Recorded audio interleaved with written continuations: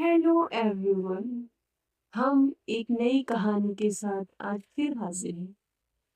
जो हमारी कहानी है वो थोड़ी डरावनी और सच्ची घटना पर आधारित है। अंतिम बस, ये कहानी का नाम है।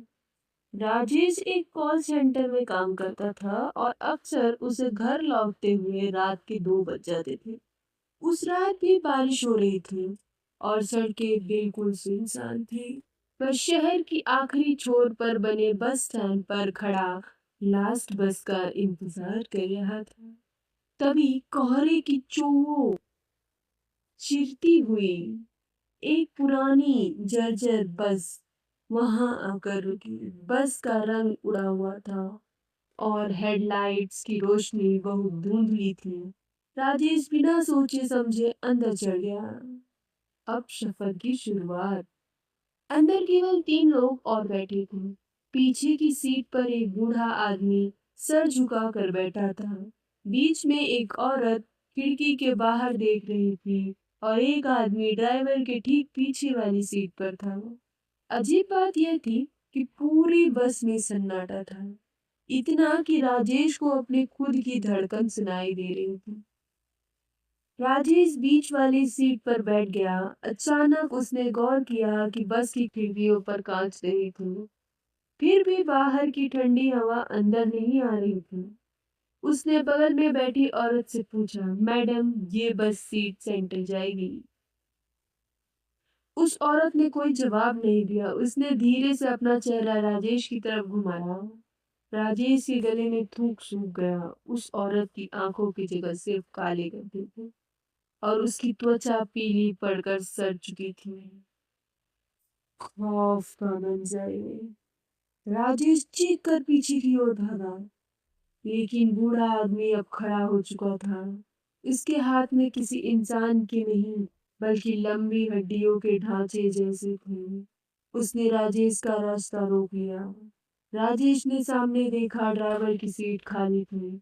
स्टीयरिंग व्हील अपने आप घूम रहा था और बस की तरफ बढ़ती जा रही थी। तभी उसे एहसास हुआ कि बस सड़क पर नहीं बल्कि एक गहरी खाई की तरफ बढ़ रही थी। उसने बस का दरवाजा खोलने की कोशिश की, लेकिन वह लोहे की तरह जम कर था।